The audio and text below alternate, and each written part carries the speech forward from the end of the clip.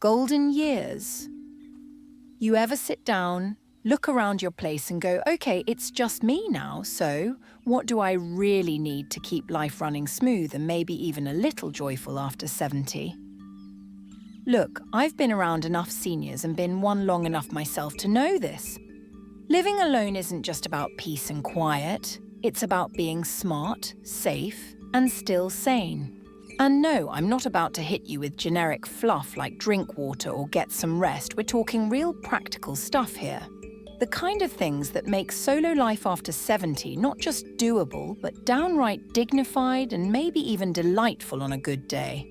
So, pull up a chair. Or better yet, grab that cup of decaf you forgot you reheated 3 times.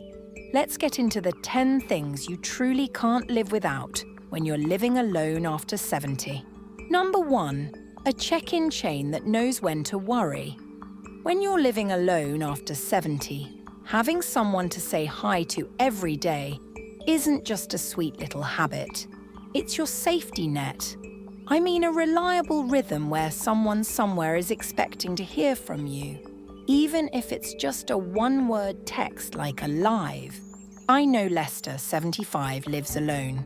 He and his daughter set up a simple agreement. Every morning by 9 a.m., he texts her one emoji. If she doesn't hear from him by 10 a.m., she calls. No response by 11, she drives out. Last winter, Lester slipped in the driveway, couldn't get up. That pancake emoji saved his life. You don't need a team of people watching over you, just 1 or 2 humans who know your rhythm and care enough. That's your chain. If texting's not your thing, put a sticky note in the window, flip a porch light on, use your smart speaker. Just give the world a little signal that says, still kicking, don't send the cavalry. 2, a paper trail for your brain. You know that moment when you walk into a room and suddenly forget what you went in there for?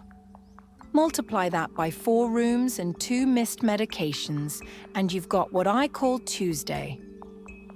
As we age, the brain doesn't get worse, but it sure does get sneakier.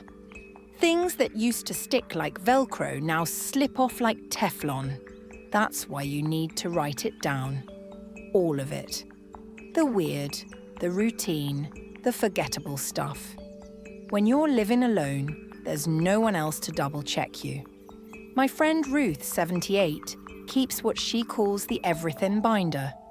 It's got tabs for what she owes, what she owns, what goes in her body and what to do if she suddenly becomes a ghost. She even has a section labelled, Things I Keep Forgetting I Forgot. It's not just for emergencies, it's for daily sanity. If you keep opening the fridge and wondering why you bought 5 jars of pickles, a paper trail saves you. Do it your way. The trick is consistency. If anyone laughs, remind them you're not forgetful, you're just underappreciated for your advanced filing system. 3, 1 financial bucket for you. So many older folks think their money is only for emergencies, medical bills, or leaving something behind for the kids. I'm here to tell you, forget that noise. Yes, be responsible, but you absolutely need 1 little pocket of money that's not for anyone else's benefit, but yours. Call it your joy jar, your play fund, your still alive and kicking account.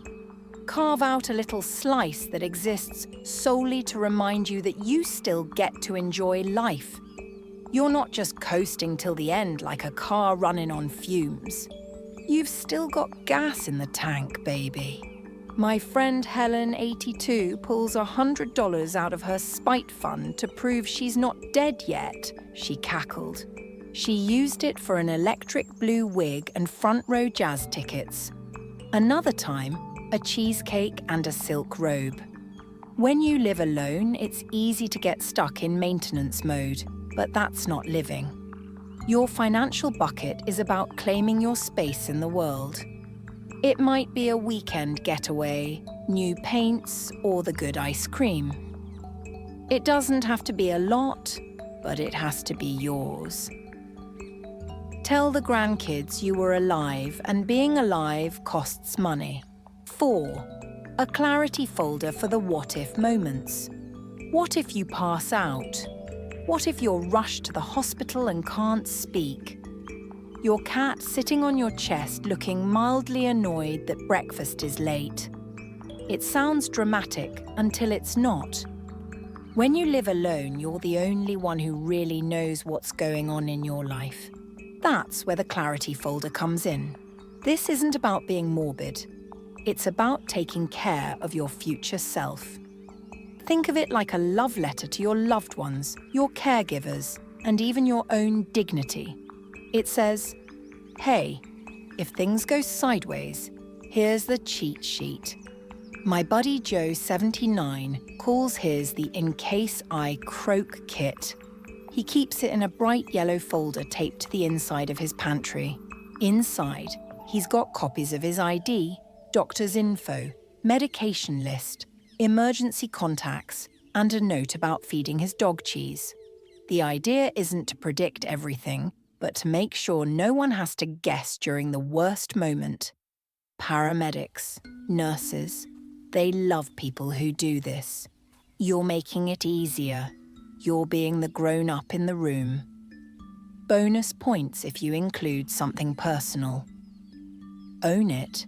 5. A one-touch emergency solution. When you're living solo, there's no one in the next room if you fall. Your dog might bark, but she can't dial 911. You need something you can activate without having to crawl across the floor with a broken hip. One touch, one button. Help is on the way. You've probably seen those old commercials. I've fallen and I can't get up. Now it sounds smart.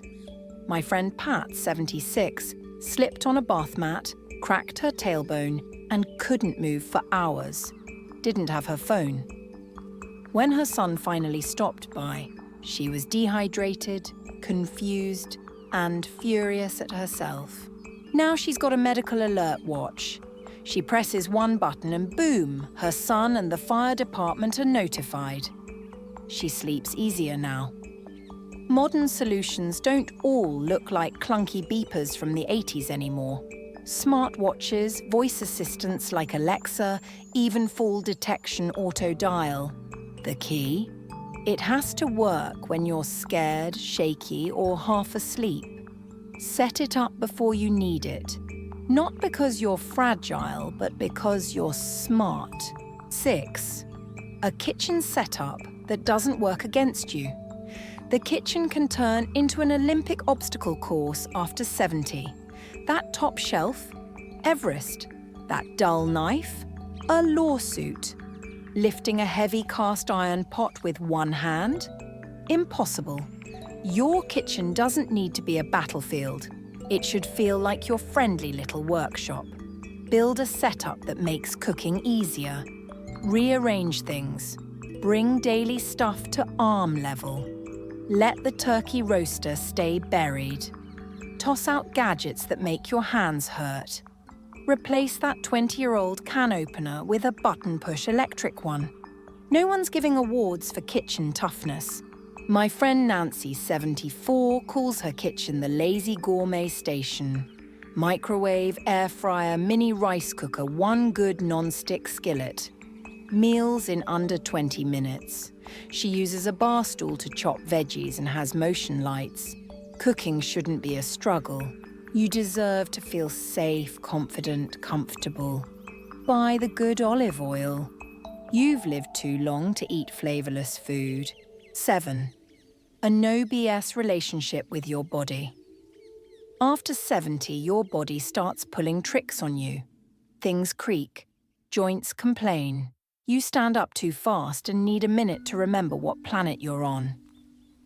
Ignoring it, brushing things off doesn't make you stronger. That just gives trouble more time to brew. You need a no BS relationship with your body. No pretending. Just you being honest with what's working, what's changing, and what's screaming for attention. My friend Marvin, 77, ex-military. For months he had dizzy spells but kept saying, It's just the heat. Turned out his meds were interacting dangerously, could have been fatal, all because he didn't want to be a burden. When you're living alone, there's no one there to say, "Hey, you don't look so good." So be that person for yourself. Be honest when your foot hurts. Don't dismiss that chest flutter. Make the appointment. Tell the doctor what's really going on. You're the expert here. Go easy on yourself. Be aware, responsive, and kind to the one thing that's been with you since day one. 8. A ritual that grounds you even when life feels foggy. When you live alone, the days can start blending together like that mystery soup in your freezer. You forget what day it is. That's where a ritual comes in. Something simple, quiet, and grounding that tells your brain, "I'm here. I'm alive. This day belongs to me." My neighbour Gloria, 80, starts every morning with coffee and a gospel song on the radio. Same mug, same station, same porch. She says it gets her soul in line. Rituals don't have to be spiritual or fancy.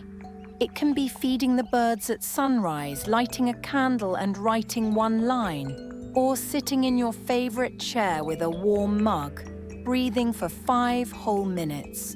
You do it not because the world demands it, but because it's a small anchor in a big sea.